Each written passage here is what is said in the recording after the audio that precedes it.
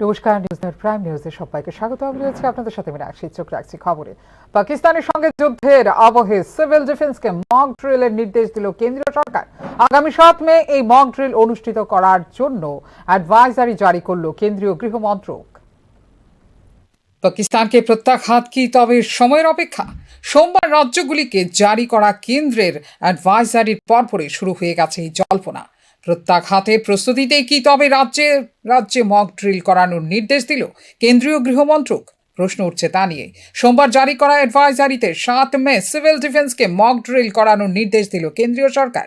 সাধারণ নাগরিক ছাত্রদের মক ড্রিল করাতে নির্দেশ দিয়েছে কেন্দ্র। এয়ার রেড সাইরেন থেকে শুরু করে ব্ল্যাক আউটের জন্য প্রস্তুতি নেওয়া সব ক্ষেত্রে প্রশিক্ষণ দেওয়ার জারি করা হয়েছে অ্যাডভাইজারি। উল্লেখ করা যেতে পারে, গত 22 এপ্রিল পেহেলগাঁওয়ের বৈশারণ উপত্যকায় ভয়াবহ জঙ্গি হামলায় মৃত্যু হয়েছে 27 জনের। তাদের মধ্যে 26 জন পর্যটক, একজন স্থানীয় ঘোড়া চালক। পর্যটকদের ধর্ম জেনে বেছে বেছে হিন্দুদের টার্গেট করে গুলি করে খুন করেছে জঙ্গিরা। এই ঘটনার পর থেকে ক্রমশ অবনতির দিকে এগোচ্ছে ভারত পাকিস্তান সম্পর্ক। পড়শি দেশের প্রতি যে আর কোনোভাবে নরমপন্থা দেখানো হবে না, ইতিমধ্যেই তার একাধিক নিদর্শন দিয়েছে ভারত। এখনও পেহেলগাঁওয়ের হামলার সঙ্গে যুক্ত জঙ্গিরা ধরা পড়েনি। তার জন্য জম্মু কাশ্মীরে চলছে চিরুনি তল্লাশি। সেনাবাহিনীর সঙ্গে রয়েছে জম্মু ও কাশ্মীর পুলিশের স্পেশাল অপারেশন গ্রুপ। উপত্যকার বিভিন্ন প্রান্তে মক ড্রিল চালাচ্ছে নিরাপত্তা বাহিনী। আর এবার একাধিক রাজ্যকে আগামী 7 মে বুধবার মক ড্রিল করার নির্দেশ দিল কেন্দ্র। সাধারণ মানুষের নিরাপত্তার জন্যই এই মক ড্রিল করার দেওয়া হয়েছে নির্দেশ। পাকিস্তানের সঙ্গে যুদ্ধের পরিস্থিতি তৈরি হলে কি কি পদক্ষেপ নেওয়া হবে তা নিয়ে সচেতন করে তুলতে সাধারণ নাগরিকদেরও এবার মক ড্রিলের মাধ্যমে প্রস্তুত করার নির্দেশ দিয়েছে কেন্দ্রীয় সরকার। বিমান হামলার সতর্কতার সময় সাইরেন বাজানো, আক্রমণের সময় নিজেদের রক্ষা করার জন্য নাগরিক, শিক্ষার্থী ইত্যাদিকে প্রশিক্ষণ প্রদান করা, আক্রমণের সময় ব্ল্যাক আউট, আক্রমণের সময় গুরুত্বপূর্ণ ব্যবস্থাপনাগুলিকে লুকিয়ে রাখা, প্রয়োজনের সময় নাগরিক সাধারণকে অন্যত্র স্থানান্তর করে জায়গা খালি করে দেওয়া ইত্যাদি প্রশিক্ষণ দেওয়া হবে এই মক ড্রিলে। Bureau report, news now. বিচারপতি জি যশবন্ত ভার্মার বিরুদ্ধে নগদ উদ্ধার মামলায় সুপ্রিম কোর্টের প্রধান বিচারপতি সঞ্জীব খান্নার কাছে তাদের তদন্ত রিপোর্ট জমা দিয়েছে 3 সদস্যের তদন্ত কমিটি। সোমবার এক বিজ্ঞপ্তিতে এই কথা জানিয়েছেন সুপ্রিম কোর্ট।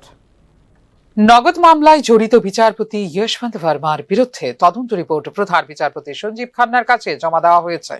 সোমবার এক বিজ্ঞপ্তির মাধ্যমে এই তথ্য জানিয়েছে সুপ্রিম কোর্ট। তদন্ত প্রতিবেদনটি 3রা মে সুপ্রিম কোর্টে জমা দেওয়া হয়েছিল। এই প্রতিবেদনটি 4 মে প্রধান বিচারপতিকে দেওয়া হয়েছিল। এখন প্রধান বিচারপতি এই বিষয়ে পরবর্তী সিদ্ধান্ত নেবেন বলে বিজ্ঞপ্তিতে জানিয়েছে সুপ্রিম কোর্ট।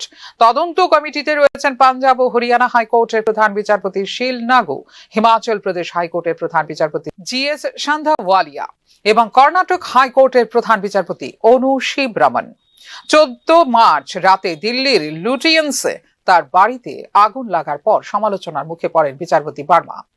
তার বাড়ির স্টোর রুম থেকে পাওয়া যায় 500 টাকার পোড়া নোটের বান্ডেল ভর্তি বস্তা। প্রধান বিচারপতি খান্নার নির্দেশে বিষয়টি তদন্তের জন্য 3 সদস্যের একটি তদন্ত কমিটি গঠন করা হয় 21 মার্চ।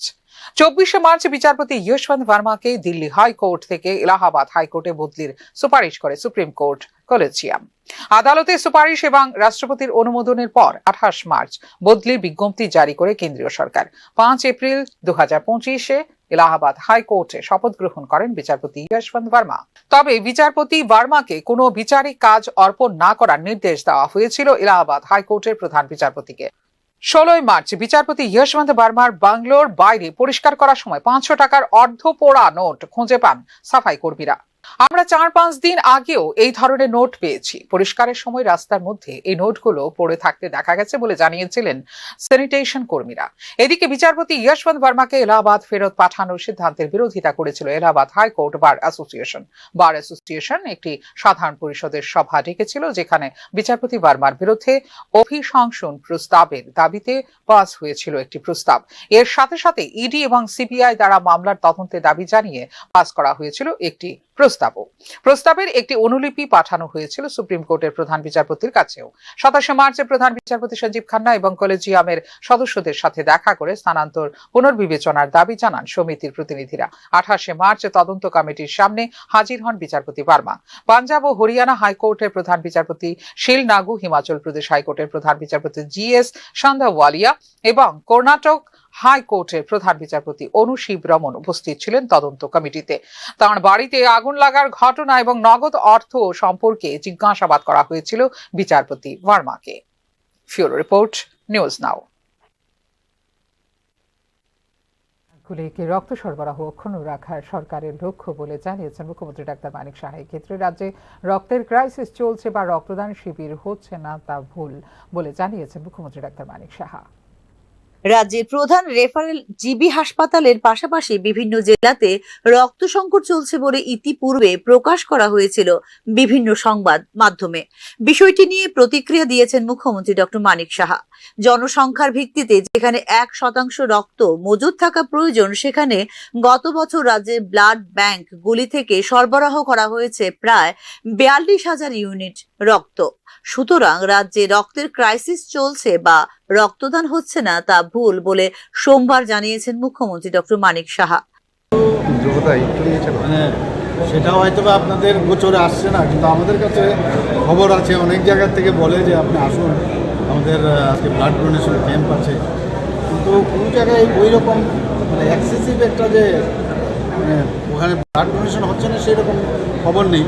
তবুও বিষয়টা যেগুলো বলেছেন আমিও এটাকে মনিটর করবো। আমি স্বাস্থ্য দপ্তরকেও বলবো, ব্লাড কাউন্সিলকেও যারা আছে ত্রিপুরা স্টেট ব্লাড কাউন্সিল ওনাদেরকেও বলবো, ওনারা সচেতন, ওরা দেখে কোনো জায়গায় কম হলে সাথে সাথে কত ব্লাডের প্রয়োজন হয়, কত ডিমান্ড আছে এবং কত আমাদের এখন যোগান আছে?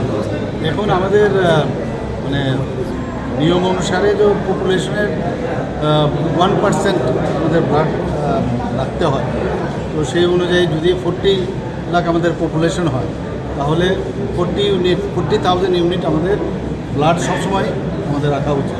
তো গত অর্থ বছরও আমরা দেখলাম প্রায় 42,000 ইউনিট আমাদের ছিল। কাজে আমাদের এখানে স্টেডি আছে, এরকম না যে একবারে ওই কোভিডের সময় সমস্যা হয়েছিল, সময় ইলেকশন হয়, ইলেকশনের সময় প্রবলেম হয়। তো যখনই হয় আমরা এখানে আরও ব্লাড ডোনেশনের ক্যাম্প বাড়িয়ে দিই, আহ্বানও করি, আমরা নিজেরাও করেছি। এদিন প্রজ্ঞা ভবনে ত্রিপুরা রক্ত সঞ্চালন পর্ষদ আয়োজিত অনুষ্ঠানে রাজ্যের ব্লাড ব্যাংকগুলিতে রক্ত সরবরাহ অক্ষুণ্ণ রাখার দিকে রাজ্য সরকারের লক্ষ্য রয়েছে বলে জানিয়েছেন মুখ্যমন্ত্রী ডক্টর মানিক সাহা। तो मैं ये कहना चाहता हूँ कि हम लोग का जो रक्त संचालन जो काउंसिल है, ये लोग हमेशा देखते रहते हैं किसी जगह ब्लड का कमी है क्या नहीं। बहुत सारे जगह जितना डिस्ट्रिक्ट है, ऑलमोस्ट 7 डिस्ट्रिक्ट में, उसके बाद सब डिवीज़न में बहुत सारे जगह में, सभी डिस्ट्रिक्ट में हम लोग अभी ब्लड बैंक अभी वहाँ है, और आने वाले दिन और भी हम लोग कोशिश करेंगे जहाँ जहाँ ब्लड रखना चाहिए, सेपरेशन यूनिट, ये सभी जगह में। और बेशक में भी बहुत सारे लोग अभी इस मामले में काम कर रहे हैं, और मैं समझता हूँ उसमें चिंता करने की बात नहीं है। अच्छी तरह से हमारे यहाँ हमेशा जो लोग हमेशा चाहते हैं ब्लड डोनेशन के लिए, और इससे बड़ा डोनेशन तो कुछ नहीं होता। রাজ্যে বর্তমানে 14টি ব্লাড ব্যাংক রয়েছে, যার মধ্যে 12টি সরকারি এবং 2টি বেসরকারি। রাজ্যের প্রতিটি জেলায় রয়েছে ব্লাড ব্যাংক। আগামী দিনে প্রতিটি মহকুমায় ব্লাড ব্যাংক স্থাপন করার পরিকল্পনা রয়েছে বলে জানিয়েছেন মুখ্যমন্ত্রী ডক্টর মানিক সাহা। রাজ্যে স্থাপন করা হয়েছে রক্তের শ্রেণী বিন্যাসের ব্যবস্থাপনা, যা আগে ছিল না বলেও এদিনের অনুষ্ঠানে জানিয়েছেন মুখ্যমন্ত্রী doctor Manik Saha. Bureau report, news now. আবারও একবার মুখোমুখি বিজেপি তিপ্রামথা। পশ্চিম টাকারজলা ভিলেজে দখল নিয়ে বিজেপি ও তিপ্রামথা সংঘর্ষে উত্তপ্ত হয়ে ওঠে পরিস্থিতি। ঘটনা সোমবার বিকেলে টাকারজলা থানার সামনে। পশ্চিম টাকারজলা ভিলেজ কার্যালয় দখল নিয়ে সংঘর্ষ বাধে বিজেপি এবং তিপ্রামথার মধ্যে। উভয় শরিক দলের এই সংঘর্ষে ভেঙে চুরমার করা হয় বোলেরো গাড়ি, স্কুটি সহ অন্যান্য যানবাহন। শুধু তাই নয়, নষ্ট করে দেওয়া হয় ভারতীয় জনতা পার্টির প্রচার সজ্জাও। পরিস্থিতি নিয়ন্ত্রণে ঘটনাস্থলে মোতায়েন করা হয় আধা সামরিক বাহিনী সহ পুলিশ।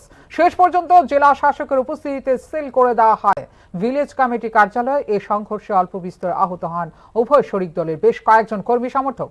সর্বশেষ পাওয়া খবর অনুযায়ী পরিস্থিতি নিয়ন্ত্রণে থাকলেও চাপা উত্তেজনা রয়েছে গোটা এলাকায়।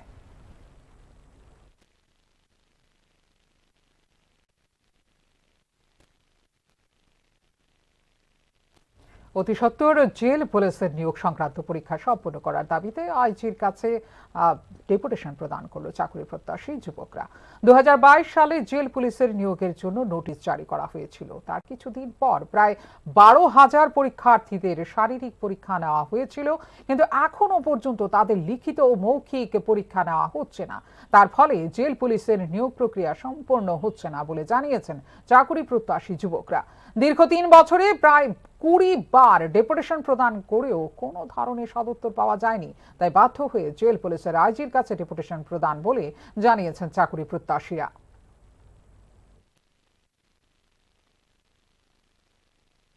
249 জন পোস্ট জেল ওয়ার্ডার আমরা বিগত 2022 ডিসেম্বর মাসে ফিজিক্যাল নেওয়া হয়েছিল, আর এখন হলো 2025 মে মাস চলতেছে, বাট কোনো আপডেট আমরা পাইছি না। আমরা যে ফিজিক্যাল লিস্টটা আপলোড করা হয়েছিল, মানে কতজন ফিজিক্যাল দিব লিস্টটা, এই লিস্টটা এখনও আমরা ওয়েবসাইটের মধ্যে নাই, এটা বেনিশ হয়ে গেছে। প্লাস অক্ষণ অব্দি আমরা যে কতজন কোয়ালিফাই করছি এটাও আপলোড করা হয়েছে না। আর কবে কি পরীক্ষা হইব, এটা কবে হইব, এটা কোনো ঠিক ঠিকানা নাই। ও অফিসারের কাছে আইলে অফিসার হইব হইতাছে, পাইলে আটকে দিছে, উপরের থেকে পারমিশন আইছে না, কোনো রেসপন্স পাইছি না। এই কারণে আমরা দীর্ঘদিন ধরে পানীয় জল, বেহাল রাস্তা এবং বিদ্যুৎ পরিষেবার অভাবে ভুগছে ছামনু ব্লকের প্রত্যন্ত গ্রাম নাতিরমুন, পশ্চিম গোবিন্দবাড়ি, পূর্ব গোবিন্দবাড়ি, উত্তর লংতরা এলাকার জনগণ বাধ্য হয়ে বিদ্যুৎ পরিষেবা, রাস্তা সংস্কার এবং পানীয় জলের দাবিতে ছৈলেংটা ছামনু সড়ক অবরোধে বসে স্থানীয়রা। অবরোধের জেরে স্তব্ধ হয়ে পড়ে যান চলাচল, দুর্ভোগের শিকার হয়েছেন নিত্যযাত্রীরা। দীর্ঘদিন যাবৎ পানীয় জল সহ রাস্তা ও বিদ্যুতের সংকটে ভুগছেন ছামনু ব্লকের প্রত্যন্ত গ্রাম নাতিরমুন, পশ্চিম গোবিন্দবাড়ি, পূর্ব গোবিন্দবাড়ি, উত্তর লংতরা এলাকার বাসিন্দারা। এ বিষয়ে একাধিকবার পঞ্চায়েতের প্রধান সহ পঞ্চায়েত সমিতির চেয়ারপারসন নিকটে জানিয়েও কোনো প্রতিকার না পাননি তারা। তাই বাধ্য হয়ে এই অবরোধ বলে জানিয়েছেন স্থানীয় বাসিন্দারা। গোবিন্দবাড়ি অবধি রাস্তা এখনো হয়নি, কোম্পানি তারা এখনো কাজ ক্লিয়ার করেনি, তার জন্য আমরা অবরোধ করছি। আর কারেন্টের ব্যবস্থা, বিদ্যুতের ব্যবস্থা নাই, আর জলের ব্যবস্থা নাই, তাই জন্য আমরা অবরোধ করছি। সারের বকেয়া রিলিজ করছে না রাজ্য সরকার। প্রেক্ষিতে অর্থ বছরের সূচনাতেই ত্রিপুরাকে জাতীয় স্বাস্থ্য মিশনে অর্থায়ন বন্ধ করে দিয়েছে কেন্দ্রীয় সরকার।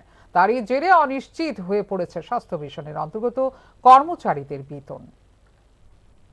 কেন্দ্রীয় স্বাস্থ্য মন্ত্রকের নির্দেশিকা লঙ্ঘনের দায়ে দণ্ডিত ত্রিপুরা। প্রেক্ষিতে বন্ধ স্বাস্থ্য মিশনের অর্থ বরাদ্দ। কার্যত স্বাস্থ্য মিশনকে স্থবির করে দিয়ে কি রাজ্যকে শাস্তি দিচ্ছে কেন্দ্রীয় সরকার, তা নিয়েই উঠছে প্রশ্ন। তারই জেরে অনিশ্চিত হয়ে পড়েছে স্বাস্থ্য মিশনের সমস্ত চিকিৎসক, অফিসার, কর্মচারীর বেতন। নতুন অর্থ বছরের সূচনাতে ত্রিপুরাকে জাতীয় স্বাস্থ্য মিশনে অর্থায়ন বন্ধ করে দিয়েছে কেন্দ্রীয় সরকার। উল্লেখ করা যেতে পারে 90-10 অনুপাতে হবার কথা স্বাস্থ্য মিশনের অর্থায়ন, যেখানে কেন্দ্রীয় মন্ত্রক স্বাস্থ্য মিশনের অর্থ দেবে 90% আর রাজ্য সরকার দেবে 10% অর্থ। কিন্তু মিডিয়া রিপোর্ট অনুসারে স্বাস্থ্য মিশনে তার প্রদেয় 10% অর্থ দিচ্ছে না রাজ্য সরকার। 2018 সাল থেকে সেই বকেয়ার জের জমতে জমতে এখন ছাড়িয়ে গেছে 300 কোটি টাকা। স্বাস্থ্য মিশনে রাজ্যের শেয়ার মিটিয়ে দেওয়ার জন্য কেন্দ্রীয় মন্ত্রক থেকে তাগাদা দেওয়া হয়েছে বারবারে, কিন্তু প্রতি বছরই শেয়ারের টাকা মিটিয়ে দেওয়া হবে বলে অর্থ দপ্তর থেকে কেন্দ্রীয় স্বাস্থ্য মন্ত্রকে স্লিপ পাঠিয়ে দিয়ে আসছে রাজ্য সরকার। কিন্তু পরে সেই অর্থ সংশ্লিষ্ট অ্যাকাউন্টে জমা হতো না বলে রয়েছে অভিযোগ। এবার আর স্লিপে মানছে না স্বাস্থ্য মন্ত্রক। রাজ্য সরকারকে স্বাস্থ্য মিশনে তাদের বকেয়া শেয়ারের টাকা জমা করতে চাপ দেওয়া হয়েছে। তারই অঙ্গ হিসাবে চলতি অর্থ বছরে স্বাস্থ্য মিশনে পুরোপুরো আটকে দেওয়া হয়েছে কেন্দ্রীয় সরকারের প্রদেয় শেয়ারের টাকা। রাজ্য সরকারের শেয়ারের বকেয়া রিলিজ না করলে তাদের অংশ দেবে না বলে জানিয়ে দিয়েছে কেন্দ্রীয় মন্ত্রক। অর্থ বছরের মাত্র 1 মাস গেছে, এরই মধ্যে কেন্দ্রীয় মন্ত্রকের অংশ না পাওয়ার প্রভাব পড়তে শুরু করেছে মারাত্মকভাবে। সমস্ত ধরনের নগদ পেমেন্ট বন্ধ গত 1 মাস ধরে। রাজ্যে আটকে গেছে NHM এর প্রায় সব ধরনের বিল। কবে নাগাদ নানা কাজের বিল পেমেন্ট হবে তারই নেই কোনো নিশ্চয়তা। তার প্রভাবে বেতন বন্ধ হয়ে গেছে NHM রাজ্য মিশনের সমস্ত স্তরের অফিসার কর্মচারীর। চিকিৎসক, কমিউনিটি হেলথ অফিসার, স্বাস্থ্যকর্মী, প্রশাসনিক অফিসার ও কর্মচারী মিলিয়ে 96টি ক্যাটাগরিতে প্রায় 3200 জন কর্মচারী রয়েছেন NHM রাজ্য মিশনে। এখনো কারোর বেতন হয়নি বলে উঠে এসেছে বিভিন্ন মিডিয়া রিপোর্ট। এইভাবে চলতে থাকলে এই মাসে কবে বেতন হবে তার কোনো নিশ্চয়তা নেই বলে মনে করছেন সংশ্লিষ্ট মিশনের কর্মচারীরা। NHM এ সমস্ত অফিসার কর্মচারী চুক্তিবদ্ধ কর্মচারী। স্বাস্থ্য মিশনের কর্মচারীদের সবটা বেতনই এই প্রকল্পের অর্থায়নের সাথে প্রদান করে কেন্দ্র। কিন্তু এবার রাজ্য সরকারের বকেয়া অংশ না দেওয়ার অভিযোগে গোটা অর্থায়নে আটকে দিয়েছে কেন্দ্র। রাজ্যে স্বাস্থ্য মিশনের অন্তর্গত যে সকল প্রকল্পগুলি পরিচালিত হচ্ছে সেগুলোর মধ্যে অন্যতম হলো টিকাকরণ, যক্ষ্মা নিবারণ, তামাক নিয়ন্ত্রণ, শিশু প্রসূতি স্বাস্থ্য, ক্যান্সার, ডায়াবেটিস, হৃদরোগ, স্ট্রোক প্রতিরোধ জাতীয় কর্মসূচি, প্রধানমন্ত্রী ডায়ালাইসিস প্রকল্প, অন্ধত্ব নিবারণ, আশা ইত্যাদি। বলা যায় রাজ্যে স্বাস্থ্য পরিষেবার ক্ষেত্রে অত্যন্ত গুরুত্বপূর্ণ ভূমিকা রাখে NHM। স্বাস্থ্য মিশন ছাড়া রাজ্যের গোটা স্বাস্থ্য ব্যবস্থা মুখ থুবড়ে পড়তে বাধ্য। প্রায় 2 দশক ধরে রাজ্যের স্বাস্থ্য ব্যবস্থায় গুরুত্বপূর্ণ অবদান রেখে চললেও স্বাস্থ্য মিশনের ডাক্তার, অফিসার, কর্মচারীদের নিয়মিতকরণ তো হয়নি, উপরন্তু এখন বেতনের অনিশ্চিত পরিস্থিতির মধ্যে ভুগতে হচ্ছে এই মিশনের অন্তর্গত কর্মচারীদের। ব্যুরো রিপোর্ট, নিউজ নাও। অভাবের তাড়নায় সিমনা কাটাছড়া গ্রামে একদিনের নবজাতক কন্যা সন্তানকে বিক্রি করে দেওয়ার অভিযোগ প্রচার মাধ্যমে প্রকাশিত হতেই নড়ে চড়ে বসে প্রশাসন। চাইল্ডলাইন সিধাই থানা ও সুন্দরটিলা পুলিশ ফাঁড়ির যোগাযোগ করেন খোয়াই থানা এবং চাইল্ড লাইনের সঙ্গে এবং শিশুটিকে উদ্ধার করে রাখা হয় একটি সরকারি হোমে। এদিকে একদিনের কন্যা সন্তান বিক্রির ঘটনা অস্বীকার করা হয় শিশু অধিকার সুরক্ষা কমিশনের তরফে। বাচ্চা বিক্রির বিষয়টি ভুল, তবে শিশুটিকে উদ্ধার করে হোমে রাখা হয় এবং তদন্ত করে যদি দেখা যায় যে শিশুর পরিবার যদি তাকে লালন পালন করতে না পারে তাহলে পরবর্তী সময়ে নিয়ম নীতি মেনে তাকে দত্তক দেওয়া হবে বলে জানিয়েছেন শিশু অধিকার সুরক্ষা কমিশনের চেয়ারপারসন জয়ন্তী দীপুরমা। সিমনা গ্রাম পঞ্চায়েতের কাটাছড়া গ্রাম, ওই গ্রামের এক ভদ্রলোক ওনার বাচ্চাকে খোয়ে দিয়ে দিয়েছেন। তো সেটা কি গতকালকে রাত্র 12টার সময় এই বাচ্চাটাকে রেস্কিউ করা হয়েছে এবং এখানে সাথে আছে স্পেশালাইজড অ্যাডপশন এজেন্সি আমাদের গড়, এখানে বাচ্চাটা আছে। তো বাচ্চাটা সুস্থ আছে। নিয়ে নিচ্ছে একটা ছোট্ট বিজ্ঞাপন বিরতির পর ফিরে আসবো আরো খবরে, সঙ্গে থাকবেন। আপনি দেখছেন নিউজ নাও, আমরা জানি কোনটা খবর। প্রথম আলো এলো শুদ্ধ সকাল, শুদ্ধ সলিলে আজ বাজালো ত্রিতাল, মন্দিরে শুদ্ধ পূজার ধ্বনি, অগ্নি শুদ্ধ হলো সিঞ্জেরি, পরিণীতা নারী তুমি অনুপমা, শুদ্ধ সোনায় সাজো হে নিরুপমা। শুদ্ধতার স্বর্ণ মন্দির, কালিকা জুয়েলার্স, আগরতলা। একটু চেষ্টাতেই দুল লেগে যায় নববধূর কানে, একটু চেষ্টাতেই মানিয়ে নেওয়া যায় বিবাহিত জীবনে। নানা অনুভূতি জড়ানো বিয়ের গয়না, শ্যাম সুন্দর কোম্পানি জুয়েলার্স। আপনি দেখছেন নিউজ নাও, আমরা জানি কোনটা খবর। বিরতির পর স্বাগত। 1818 সালের 5ই মে জন্মগ্রহণ করেছিলেন কার্ল মার্কস। মার্কস ছিলেন একজন প্রুশিয়ান রাজ্যের রাজনৈতিক অর্থনীতিবিদ, সাংবাদিক এবং কমিউনিস্ট ম্যানিফেস্টো এবং দাস ক্যাপিটাল শীর্ষক রচনাগুলির লেখক, রাজনৈতিক নেতা। মার্কসের ধারণা এবং তাদের পরবর্তী বিকাশ, যা সম্মিলিতভাবে মার্কসবাদ নামে পরিচিত। সোমবার ছিল তাঁর 208তম জন্মবার্ষিকী। প্রতি বছরের মতো এবছরও দার্শনিক, বৈজ্ঞানিক, সমাজতন্ত্রের প্রতিষ্ঠাতা কার্ল মার্কসের 208তম জন্মবার্ষিকী পালন করল সিপিআইএম ত্রিপুরা রাজ্য কমিটি। পুঁজিবাদের বিরুদ্ধে লড়াই করার মূল অস্ত্র হচ্ছে মার্কসবাদ। পুঁজিবাদের অভ্যুত্থানের মধ্যে যেখানে নিহিত রয়েছে তার ধ্বংস, মার্কসবাদের মধ্যে রয়েছে সমাজতান্ত্রিক অর্থ ব্যবস্থা এবং শাসন ব্যবস্থার মূল পরিকাঠামো বলে উল্লেখ করেন প্রবীণ সিপিআইএম নেতা নারায়ণ কর। 2008 সালে যখন পুঁজিবাদের দেশে পুঁজিবাদী অর্থনীতি বিশ্ব মন্দার চাপিয়ে পড়ল আর উঠে দাঁড়াতে পারছিল না, আন্তর্জাতিক অনেক গবেষণা হলো পুঁজিবাদী অর্থনীতিবিদরা, সমাজতান্ত্রিক অর্থনীতিবিদরা, তারা তখন বললেন যে একমাত্র কার্ল মার্কসের ক্যাপিটাল গ্রন্থে তার সমাধান আছে। উনি সেখানে বলেছিলেন পুঁজিবাদ একটা ভঙ্গুর নগ্ন সমাজ ব্যবস্থা, এর পতন অনিবার্য।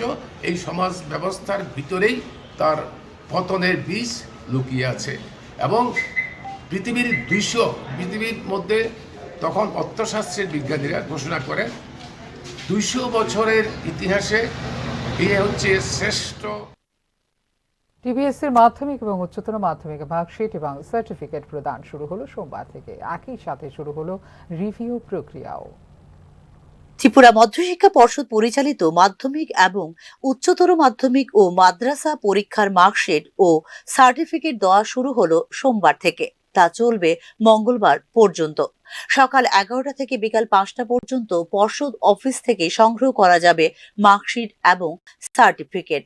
মাধ্যমিক এবং উচ্চতর মাধ্যমিকের জন্য নিজ নিজ বিদ্যালয়ের মার্কশিট ও সার্টিফিকেট সংগ্রহ করতে পারবেন বিদ্যালয়ের প্রধান শিক্ষক বা তার অনুমোদিত প্রতিনিধি। এদিকে ত্রিপুরা মধ্যশিক্ষা পর্ষদ পরিচালিত মাধ্যমিক এবং উচ্চ মাধ্যমিক পরীক্ষার উত্তরপত্র পুনঃমূল্যায়নের জন্য 14 মের নির্ধারিত তারিখের মধ্যে আবেদনপত্র জমা দেওয়ার জন্য আবেদন জানিয়েছেন মধ্যশিক্ষা পর্ষদের সভাপতি ধনঞ্জয় গড় চৌধুরী। রিভিউ করার জন্য প্রত্যেকটা স্কুল থেকে মাস্টারমশাইরা যেন অতি অবশ্যই 14 তারিখের মধ্যে ফর্মগুলো বোর্ডে জমা দেন। ইট ইজ এ মাস্ট, কোনো এদিক ওদিক হবে না। আর সেলফ ইন্সপেকশনের ব্যাপারেও যা বলেছেন, তো এটার জন্য একেবারে পুরোপুরি মেনে চলেন। আর জুলাই মাসের এই প্রথম 4-5 তারিখের মধ্যে আমরা বছরের পরীক্ষার প্রস্তুতি শুরু করার আশা রাখি। আর এই তারিখগুলোর ব্যাপারে কোনো স্কুল যেন কোনো অবস্থায় পিছিয়ে না পড়ে, এটা আপনারাও বিভিন্ন মাধ্যমে একটু চেষ্টা প্রচার করবেন। আর সবার প্রতি আমাদের বোর্ডের দিক থেকে অনুরোধ যেন অবশ্যই তারিখগুলো মেনে চলে। না চললে পরবর্তী সময়ে ছেলেরা প্রচন্ডভাবে ক্ষতিগ্রস্ত হবে আর আমরা বোর্ড হেল্পলেস, কিছু করার থাকবে না। 2025 সালের মাধ্যমিক ও উচ্চতর মাধ্যমিক পরীক্ষার উত্তরপত্র মূল্যায়নের জন্য আলাদা আলাদা আবেদনপত্র পাওয়া যাবে পর্ষদের অফিসিয়াল ওয়েবসাইটে।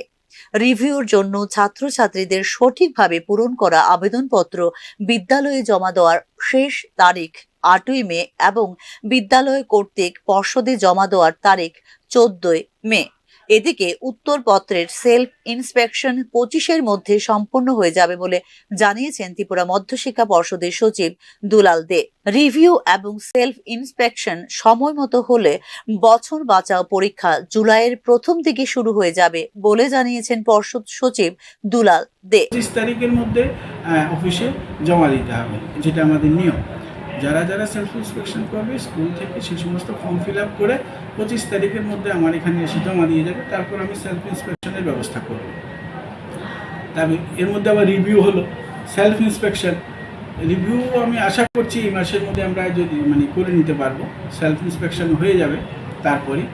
আর বছর যেহেতু আমাদের 2 মাসের একটা নিয়ম আছে, আমি আগামী মে মাস তো গেল, এপ্রিল তো গেল, মে জুন জুলাইয়ের 1-2 তারিখের মধ্যে শুরু করতে পারবো আমি আশা রাখছি। তো এই জন্য আগের কাজগুলো সময় মতো হতে হবে। রিভিউ সেলফ ইন্সপেকশন টাইমলি হয়ে গেলে আমি বছরটাও টাইমলি শুরু করতে পারবো। উল্লেখ করা যেতে পারে ত্রিপুরা মধ্যশিক্ষা পর্ষদ পরিচালিত মাধ্যমিকে পরীক্ষা 2025-এ উত্তীর্ণ হয়েছেন 25,673 জন এবং উচ্চ মাধ্যমিকে 79.29%। জেলা স্তরের ফলাফলে পাশের হারে শীর্ষে রয়েছে মাধ্যমিকে দক্ষিণ ত্রিপুরা জেলা এবং উচ্চ মাধ্যমিকে সিপাহীজলা জেলা। এদিকে জুলাইয়ের প্রথম দিকেই বছর বাঁচাও পরীক্ষা অনুষ্ঠিত করার পরিকল্পনা নিয়েছে ত্রিপুরা মধ্যশিক্ষা পর্ষদ। মাধ্যমিক এবং উচ্চ মাধ্যমিক পরীক্ষায় অকৃতকার্য হওয়া শিক্ষার্থীদের জন্য একটি বিশেষ সুযোগ হলো বছর বাঁচাও পরীক্ষা। এই পরীক্ষায় উত্তীর্ণ হলে পরবর্তী ক্লাসে বা কলেজে ভর্তি হতে পারবে পরীক্ষার্থীরা। এই পরীক্ষাটি মূলত তাদের জন্য যারা দুটি বিষয়ে অনুত্তীর্ণ হয়েছেন কিন্তু মোট নম্বর পেয়েছেন 150। শিক্ষার্থীদের পুরো একটি বছর যেন নষ্ট না হয়, এই মূল উদ্দেশ্যেই আয়োজিত হয় বছর বাঁচাও পরীক্ষা। Bureau report, news now. চরিলামে রাজ্যের একজন প্রভাতী সংবাদপত্রের স্বীকৃত সাংবাদিকের বাড়ি থেকে চুরি যাওয়া 8টি বাইক ও একটি স্কুটি উদ্ধার করে পুলিশ। গ্রেপ্তার করা হয়েছে স্বীকৃত সাংবাদিকের ভাই সুব্রত দেবনাথকে। বাইক উদ্ধার কাণ্ডে সুব্রত দেবনাথকে প্রশ্ন করা হলেও এই ক্ষেত্রে কোনো সদুত্তর দিতে পারেনি তিনি বলে জানিয়েছে বিশালগড় থানার পুলিশ। পুরো বিষয়টি তদন্ত সাপেক্ষে ধৃত সুব্রত দেবনাথকে সোমবার আদালতে সোপর্দ করেছে পুলিশ। সুব্রত দেবনাথ, বাবার নাম মৃত সাধন দেবনাথ, নর্থ চরিলাম। উনাকে জিজ্ঞেস করার পর যে এই যে টোটাল 9টা বাইকের মধ্যে 8টা বাইক আর একটা স্কুটি, এগুলার কিভাবে ওনার বাড়িতে আসলো, কোথা থেকে আসলো, উনি আমাদের এই ব্যাপারে কোনো সদুত্তর দিতে পারেনি। তো এখন আমরা সবগুলা বাইক এবং স্কুটি আমরা থানাতে নিয়ে এসেছি। আমরা একটা চুরির কেস নিয়েছি, সেটা তদন্ত করে দেখব। এবং এখনকার মতো এই মুহূর্তে সংবাদ এই পর্যন্ত। আপডেটস দেখার জন্য অবশ্যই নজর রাখতে হবে নিউজ নাও পর্দায়। নমস্কার, শুভরাত্রি।